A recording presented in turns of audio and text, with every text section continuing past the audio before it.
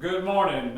Today is June 29, 2023, and I am Ralph Walton, and I'm about to conduct an interview here shortly of my good friend Bob Anderson, and this is being done on behalf of the Bridge Street History Center, and it's conducting of these interviews of people who have lived in the Hood County area over a lifetime maybe, or part-time, but just to get some information from them about what they know and what they remember concerning Hood County, and in particular the Lake Granbury and its impact. And so that's where we are, and that's where we're going, and I'm just going to say first, good morning, Bob. Good morning.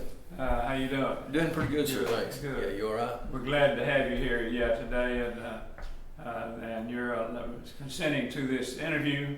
Yes, sir. So that we can get this added to the oral history about Hood County, in particular the lake, and for the purpose of the archives of the Bridge Street History Center. Yes, sir. So let's just relax and talk a little bit here, Bob, about you and some background and just whatever you may want to say. Just feel free to volunteer anything that you might want to volunteer too. I'm not cross-examining you, even though I am a lawyer. Because that's not what this is. This is just a casual conversation. Right. So, but let me start off first just asking about a little bit about your background. When were you born? To begin with, just the very basics. What's your birthday? November 21st, 1952. 1952. All right. Back about the time Morris was born, somewhere in that area, anyway.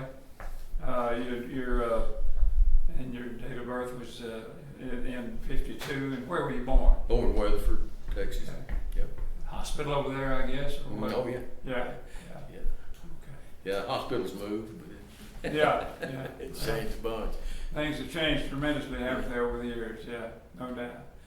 Now, as far as your early life and all that, well, your parents were who? Melba and Joe Anderson. Okay. Yeah, and your mom is still alive. Yes. Yeah. Mom just turned 90. Yeah. Yeah. Okay. So. Still lives here in Hood County. Mm-hmm. Yes, sir. Okay. And so you grew up here in Hood County. Where in Hood County did you grow up? Over in Cresson. Cresson? Always Cresson. Yep. Oh, is that right? Okay. Yes, sir. So, Yeah, we stayed there. Left Cresson for a little while when I was early. We moved over to River Oaks just for about a year or so, but they moved. My folks. Yes, yeah. My folks moved from Cresson to there, and then back to Cresson around 57, 58. Yeah, they were there in the same home for 28 years before they moved to Granbury. Okay. Yeah, they come over here. So, Did you have some siblings other than what you were? I have a younger sister, Kay. She's about 15 months younger than me. Okay. So, yes, sir. Where does she live? She's here in Hood County also. Yeah. Well, so you grew up principally then in Cresson, I take it. Is that right? Yes, sir.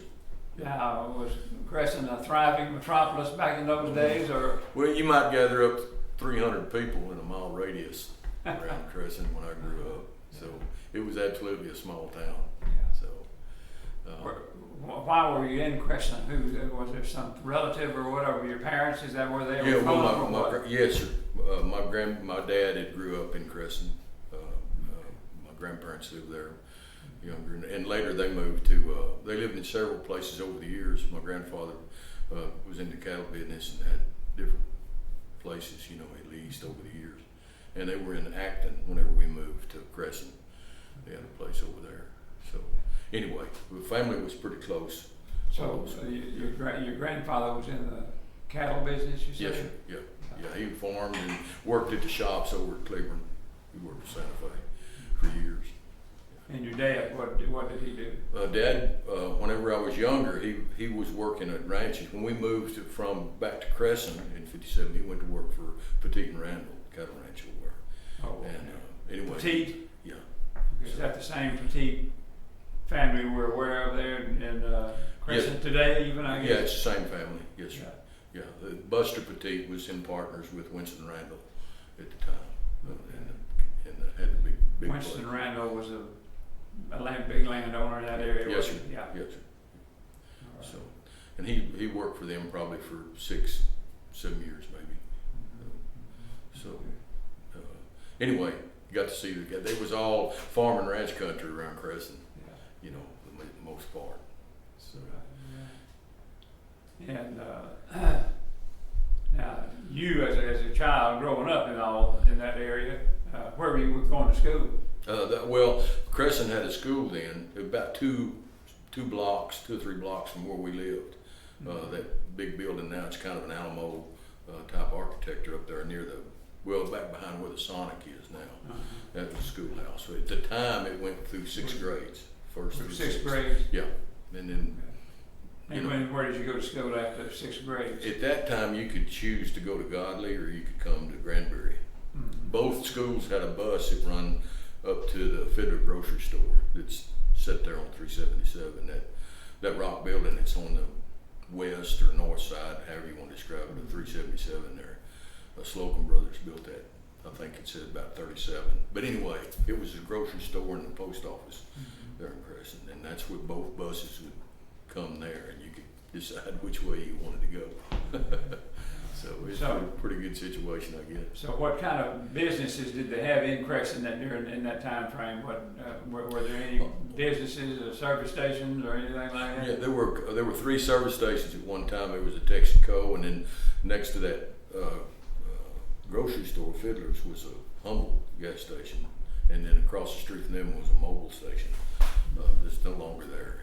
The Texaco went on, been gone. So those were the only businesses there at the time when I was growing up. Okay. There was still an old bank building that stood along 171 there. Bank? Yeah, it once upon a time had been an old bank building and stuff. Oh, is that right? It was still there when I was a little kid. What kind of, was it State Bank or National Bank or? Don't know, of course, it was already closed whenever I was. Oh, is that right? Yeah, it's just a building. I can remember the building still doing there on 171. So, and you remember, I can't help but reflect on the traffic. You was lucky to have a dozen cars a day on 171, and Is that right? yeah, and all the traffic. There was a lot. Not quite like it is today. Oh, not like that at all. 377 was real busy in the mornings because there's a lot of folks commute to General Dynamics or Bell Helicopter or whatever here from Granbury. Right. So most of your traffic was in the mornings and in the evenings. But after dark, there wasn't much traffic on 377. That was before interstates, so there was a lot of truck traffic. Which reminds me, there was 2-lane highway. Yeah, there was a cafe there too, and it seemed like at one time it was 24-hour deal because of the truck traffic and stuff that come through Cresson on 377. But it was a going place up there. Did you enjoy living there or growing up there in Oh yeah, it was a small town? Everybody knew it was indeed a small town. Everybody knew everybody else, and had good folks. Everybody had nothing, but we didn't. I don't guess anybody had anything. Yeah, it was true middle class life. So, but yeah, I grew up across the street from a family of Thomases. There were 5 of those children. There were 4 girls and a boy. And anyway, they Thomas. Related to the Thomases that live here today? No, I don't think they're not related to them. But anyway, and Hardesty's next door, and Catherine Hardesty was she would be considered the principal of the school. She taught 4th, 5th, and 6th grade, and then Miss Fleury. She later taught here at Granbury. She taught 1st, 2nd, and 3rd grade, and then when she left, a lady named Staples, she was from Godley, and she came and taught the 1st, 2nd, and 3rd grades there in the school. So anyway. So when you reached 7th grade age or whatever, is that the decision was made then for you to go to Granbury School? Yes, I came to junior high school over here. Whenever I started 7th grade, I came to Granbury.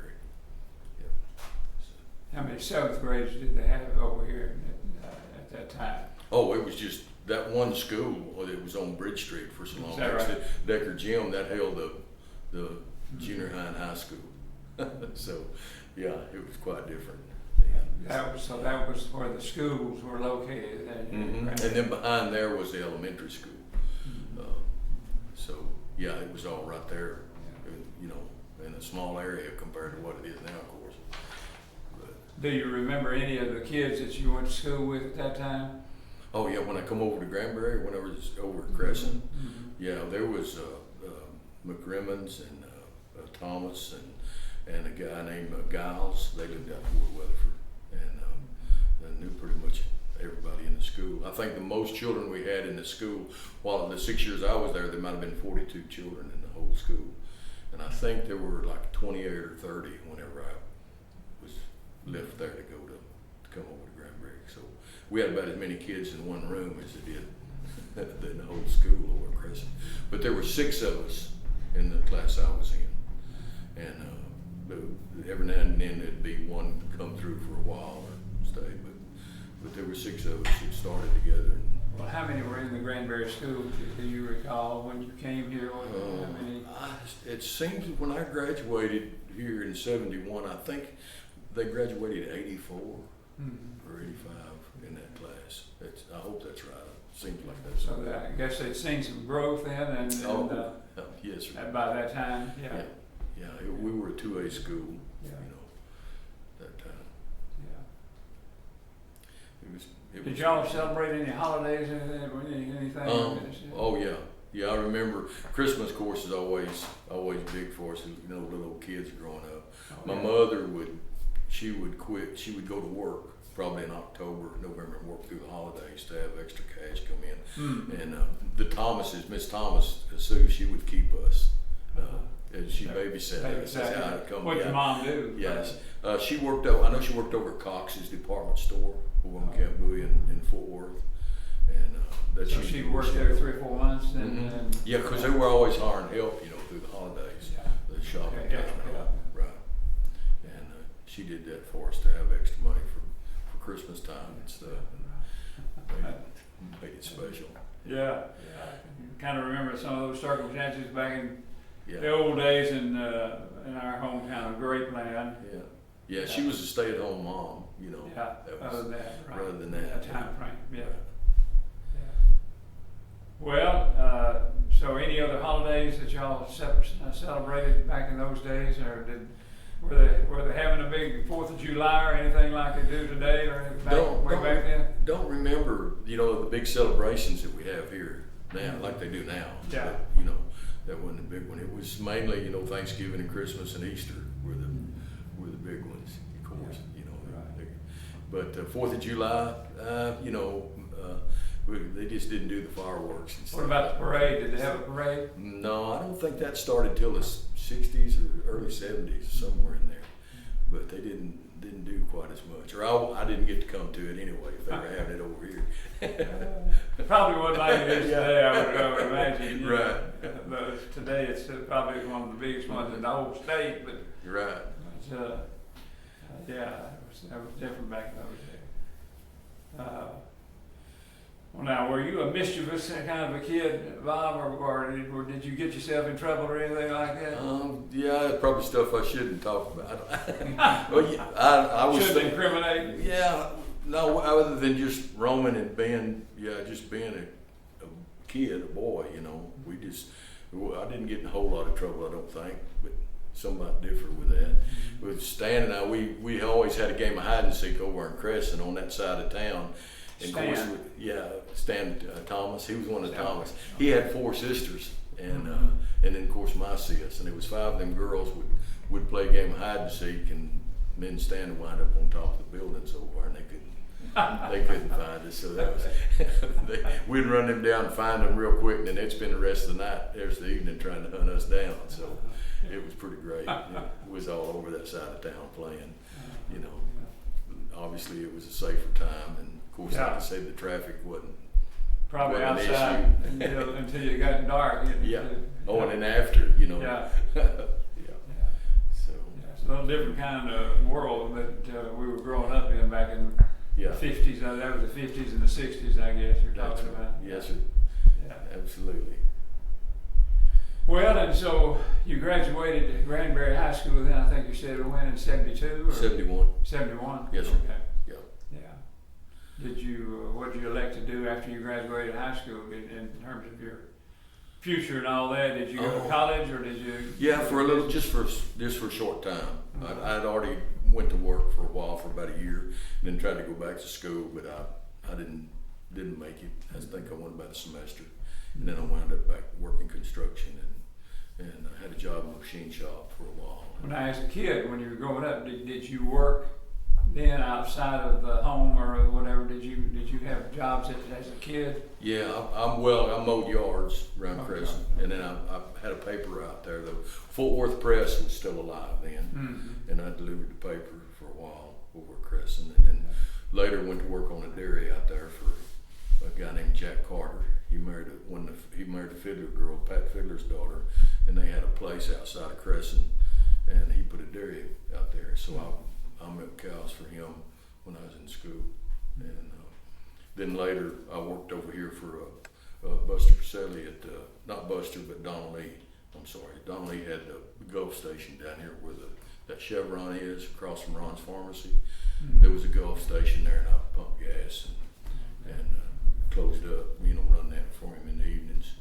And were you still in school then? When yes, sir. You were doing that? Yeah, I was going to school, and after school I'd go down there so many days a week. Me and a guy named Jesse Fan. Jesse worked for him too. Yeah, and but we worked for Donald Lee down there.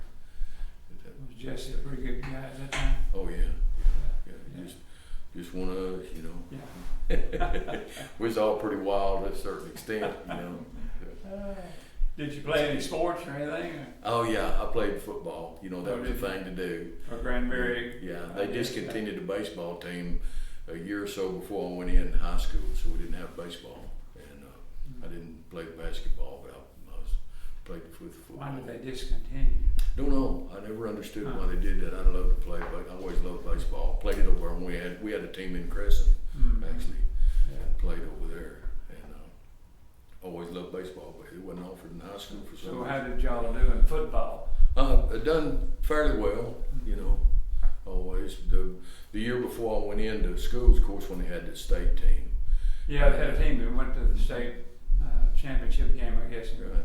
And we played for the quarterfinals when I was a freshman, and then went to regional as a sophomore, and then we played by-district. It seemed like, I can't remember if we played by-district when I was a sophomore or junior. And then, anyway, I was injured going into my senior year, and I didn't get to play that year. But it seemed like we lost the district championship on a coin toss or something like that. It was, I'm forgetting exactly what happened. And were you on that team that went to the state finals? No, that was year before I went into high school. Oh, okay. Yeah, sure was. So anyway, that was really something. I mean, for a school that's small, I think we were the smallest school in that district and made the state finals. Yeah. So it was pretty great. Yeah. But I had a good experience in high school. I really loved the game, but I didn't get to finish up my senior year. So What position did you play? I was a fullback and a linebacker for the team. Yeah. I played opposite Charlie Porter, was the other linebacker. I mean, he made a pretty good pair, I think. Yeah. Well, I was able to play. So we wanted to go to college together, and I got hurt my senior year. And old Charlie, he got hurt before he played his first game in the college over at Arlington. So he was offered a scholarship, and I was offered a part to go, but I was hurt. I didn't want to. How did you do? What'd you hurt? I was at my leg. I was knee injury. Knee injury. Yeah. And surgeon advised me if I couldn't get a full ride, I better not be used as a dummy. And hurt it. Yeah, so, right. Anyway. Wouldn't be worth the effort, I guess. And Charlie suffered a knee injury too, and that's what put him out. So anyway, it was pretty interesting. So when you graduated high school, then what was going on here? I think you said you had 70 or 80 people in your class. Mm-hmm. Yeah. There wasn't a whole There's lot. obviously some growth going on, I guess. It sounds like if you had a class that Yeah. big. Well, the lake had come in, but it kind of stalemated. It didn't really grow like you've seen. What started here in the mid '90s, early 2000, that kind of growth, it wasn't happening at that time. Yeah. It was just a different world. I don't know if it hadn't caught on or exactly what was happening with that. But of course, then later all that changed. Things happened in the Metroplex and started. So when did you first find out about the fact that there was going to be a lake built here on the Brazos? You remember when that happened? When you first heard of that happening? Not exact. Probably around '68. I mean, I think I probably didn't realize it till they were actually doing construction on the, out there on it, and it didn't give it a whole lot of thought at the time. There were a lot of folks that. I think it came in '66 or 68. Did you say? Yeah, '68 or '9. Yeah. It seemed like. I think it filled up a lot quicker than they had predicted. I've heard that before. Yeah. There were a lot of things that I think they were wanting to clear out from that river bottom, or that that got covered up that they had planned. Not But that. it just filled up so faster than they expected. Yeah. I think there's a lot of mixed emotions about that because at the time you still had quite a big agrarian type community. There was still a lot of farm and ranches, and I think that that was just a. So what was the general sentiment, as you perceived it anyway, concerning the coming of the lake, the damming of the river and all that? What was your attitude about it yourself? Of course, you were young, but I'm sure you probably had an opinion. Yeah. And what was the general perception from the? Yeah, I don't know that I give it much thought, but what I picked up on generally was that it was destroying a lot of good land, a lot of good, a lot of good agricultural land and stuff. So that was the side I was familiar with, and the folks that I grew up around and stuff. So that was, I don't think that the value of development was realized at that time, that's like it would later on. And so there was, I think for the most part, it was kind of negative actually. It was concern about what it was probably destroying, if you will, rather than what it was making. Yeah. And so that was what I picked up on as a young man was, it wasn't necessarily a great thing that was happening. Of course, time proved that one wrong, Yeah, oh yeah, without doubt, that definitely had changed, but there was definitely a sentiment there, or some portion of the citizenry that wasn't real excited about the idea of damming the river then, I guess. Sure, yeah.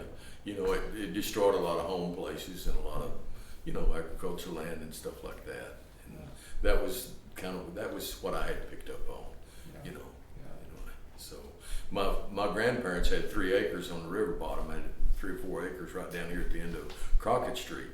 Raz and Annie Humphreys, as my mother's folks, and it was a pecan bog. It had pecan trees and a garden and everything down in there, and it covered it completely, of the house. Yeah. So that's just an example, of what happened all over the county. There was probably a little discontent out there then, Sure. I guess. Yeah. On it. But So, of course, as we know, it's turned out pretty good. right. Yeah. But I think the general attitude at that time may have been semi-negative, at least among some. Sure. Certainly those who were probably in the farming business and all, Right. cattle business and all, Mm-hmm. probably had negative feelings about it. But what do you think personally about the overall effect that the lake has had on the community? What do you think about just the overall impact that it's had? Well, Good or bad? Oh. Positive or negative? yeah, I think all in all it's positive. Of course, the negatives are quite evident if you drive through Granbury, the traffic issues, obviously. But other than that, I think it's been a good thing, all in all. I think there's a lot of communities, a lot of counties that would love to have the opportunity that we've got here and what's happening now, So, at one time, I'm sure that wasn't the thought, but as time's gone on and they've seen the value in this, and obviously the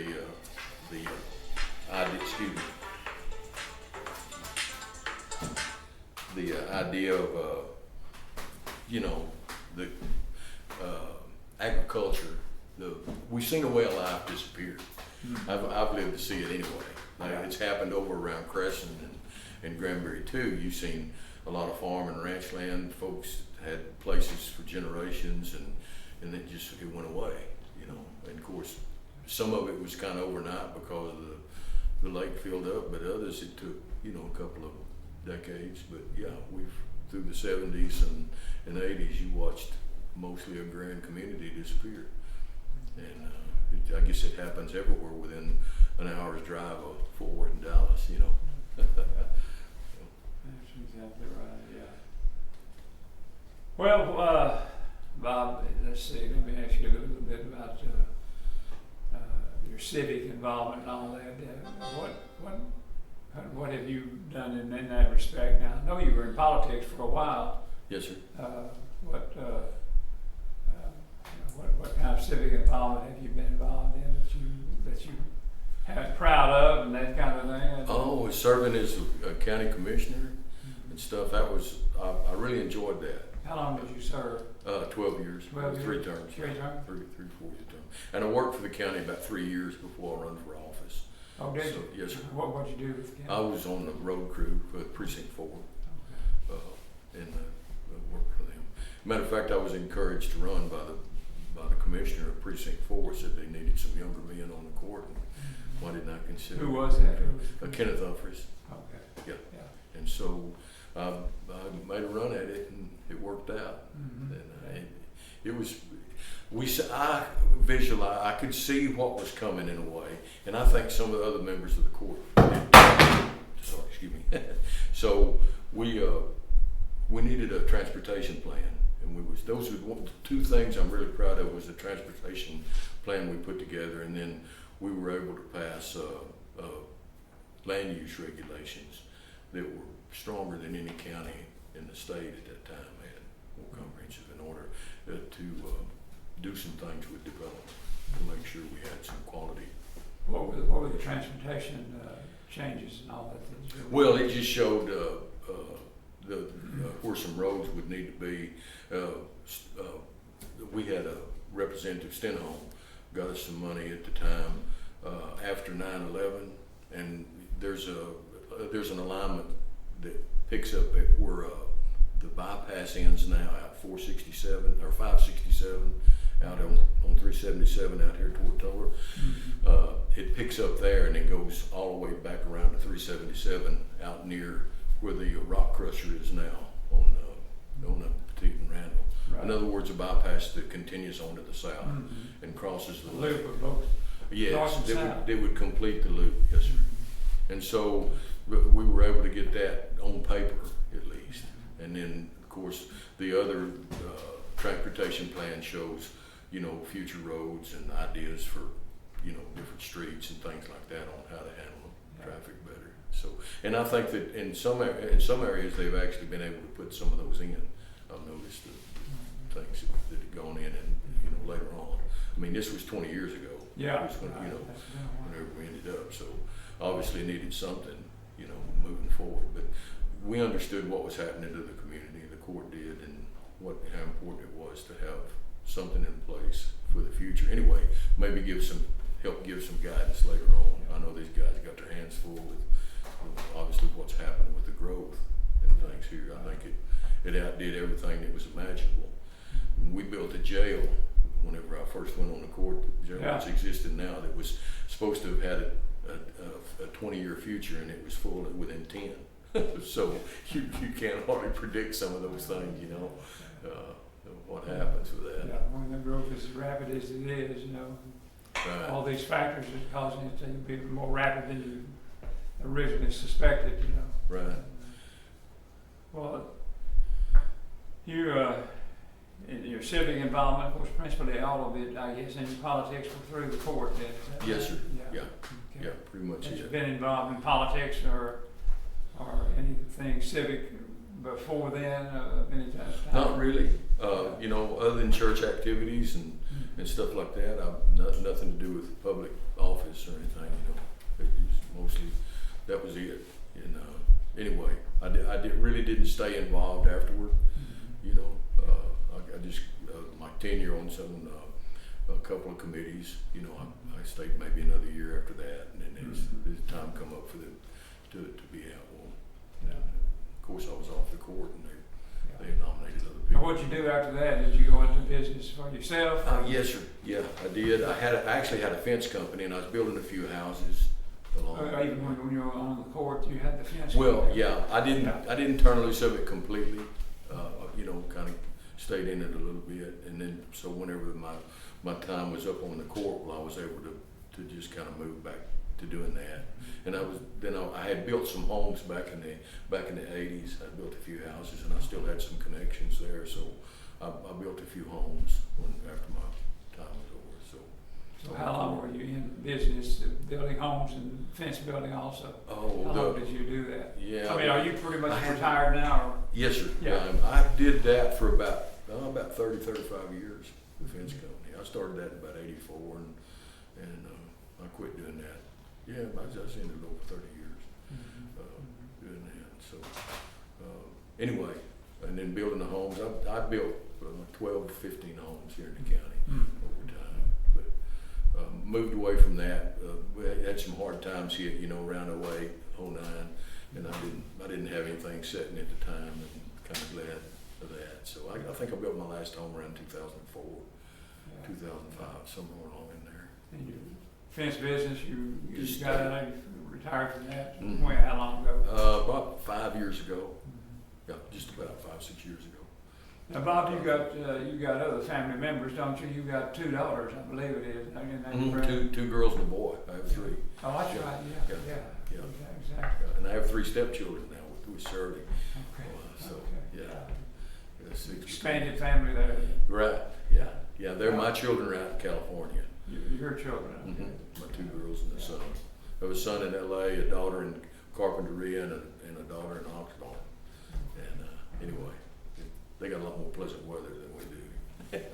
For the most part. Yeah, I'm sure. Yeah. Well, and of course that kind of interferes with you being able to see them on a frequent basis. Oh, I'm yeah. sure. I'm lucky to see them twice a year. Is that right? Yeah.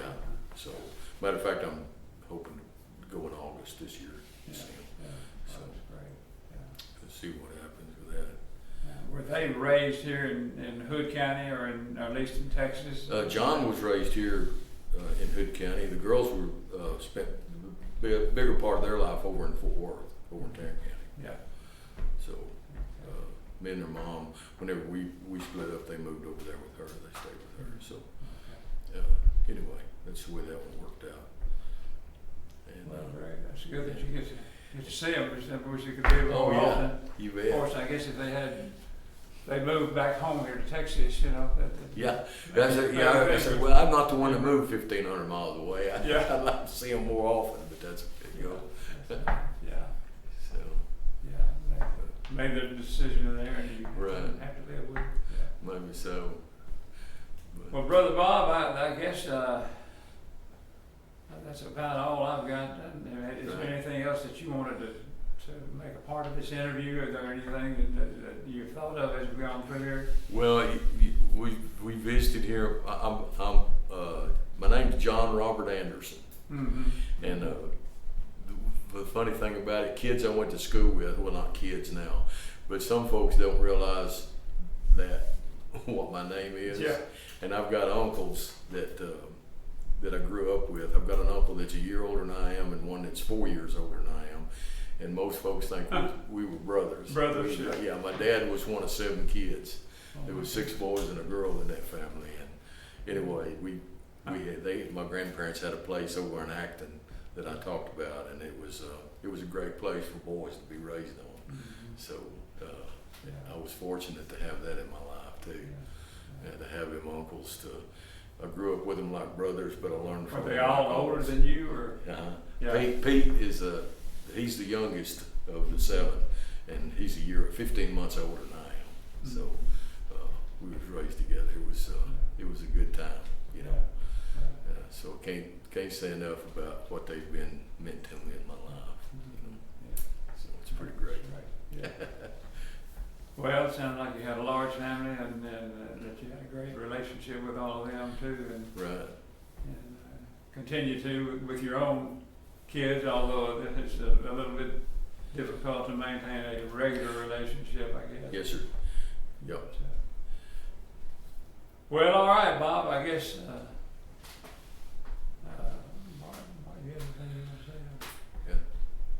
Bob, I would just, this is Morris Walton, just one area that I would be curious about your thoughts about.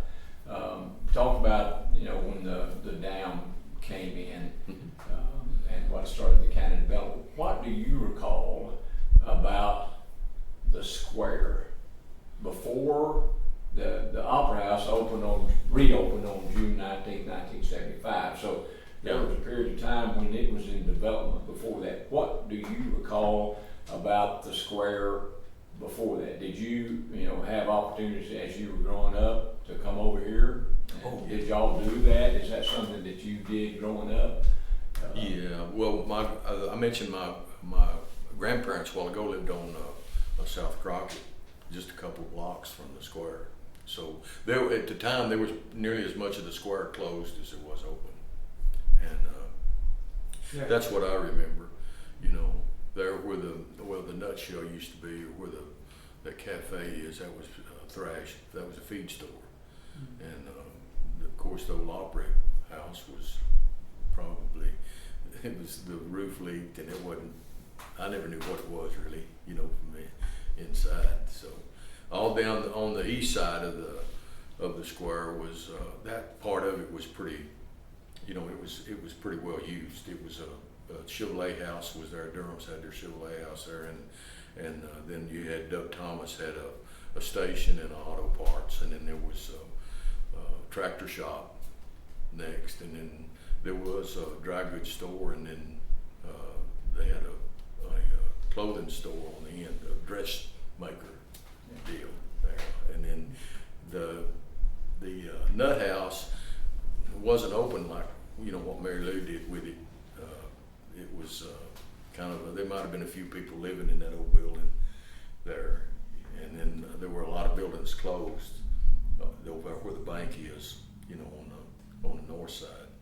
We had the bank, of course, and Hood County News was in there, and then it seemed like there was a White's Auto on that side.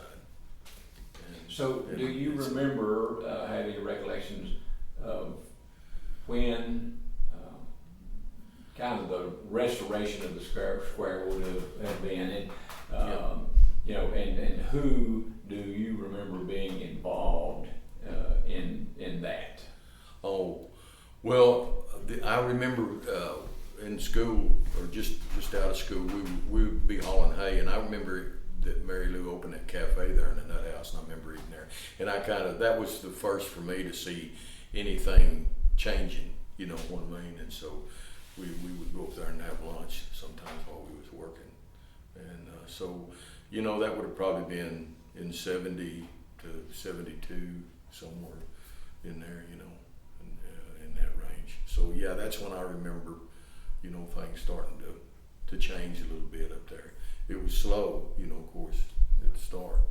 And then obviously, like you spoke of, whenever the Opera House opened up and things like that, and they started keeping, it was kind of a gathering place up there on the square for the kids and everybody else, and all of a sudden that kind of activity wasn't welcome. They were trying to change the image of what was happening up there. So that's where we hung out when we were kids, was up there on the square. But that idea went away as they were trying to, you know, allow people to come in to audiences and stuff for what was happening. There was a movie theater on the south There side. was, yeah. I'm trying to think what restaurant that is upstairs there now. It's on the square. 1890. Yeah, right under there was the theater. So it was pretty great. So that was a time when you could see a movie for 50 cents, you know. And tell you how long ago that was. It was pretty neat. I was trying to think of the guy that owned that at the time, but anyhow, you went to the movies there, and that was, if you were out and about in the town, well, that's where you'd see everybody. You'd come out, you know, usually. So there wasn't a whole lot of other activity to do on Friday or Saturday night at Granbury. We'd see the movies and then drive up and down the streets, you know. See everybody. Yeah, cruise, yeah, cruise the streets. So it was interesting how that began to change. You know. Well, do you remember? I know that this is probably a common question, but Joe Nutt, when he moved back here, and I think it's pretty well accepted that he kind of started the movement to restore Right. the Opera House. Do you remember the events surrounding that? No, I was working construction and over there out of town, and you know, right in through there. That was for about 6 or 8 years. I was doing that, and I wasn't in you know, much contact with what was happening here at that time. Anyway,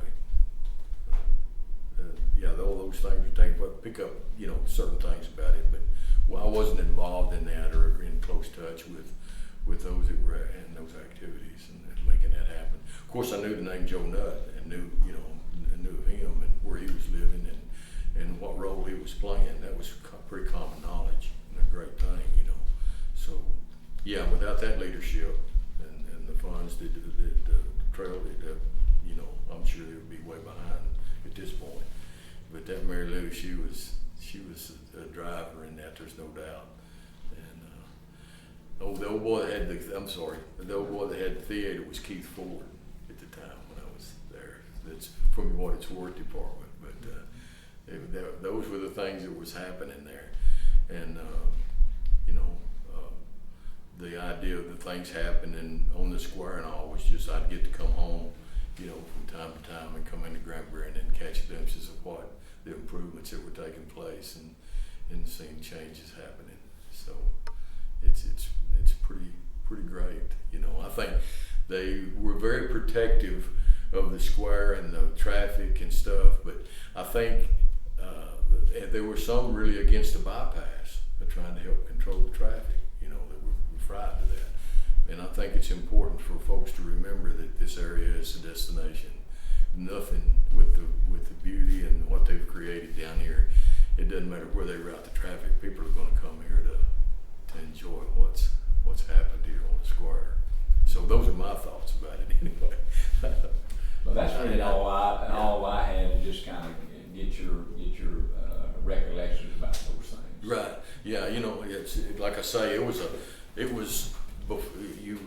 I guess it's good to remember that it was before cell phones and malls and stuff like that were catching on, and you still had family-owned stores and things here in Granbury, and people did business here for them on the square before, you know, your Walmarts and you know, and stuff like that started coming in. Well, Pig Williams and his dry goods Pig store. Williams, exactly, you know, and there was a On grocery the west side. Yeah, there was Dameron's, there was a grocery store, and you know, and Western Auto on that side. Judge Meyer had a business on the square, didn't he? Meyer had a grocery store out there on Morgan Street. Mm-hmm. Yeah, out there where that butcher shop is, and all along that little strip there. And you had a corner cafe here, and you know, and the post office was on the square as well. So, you know, it was quite, you know, what was there was a lot of activity. It's where everybody came to do their business. So, and it's pretty good community. Well, Bob, thank you very much. We Well, thank appreciate you. your time and Yeah. allowing us to preserve this part of the history of Hood County You bet. and the lake. I And, appreciate the that very opportunity. much. Yeah, Thanks. thank you. Thanks for helping us out. You bet.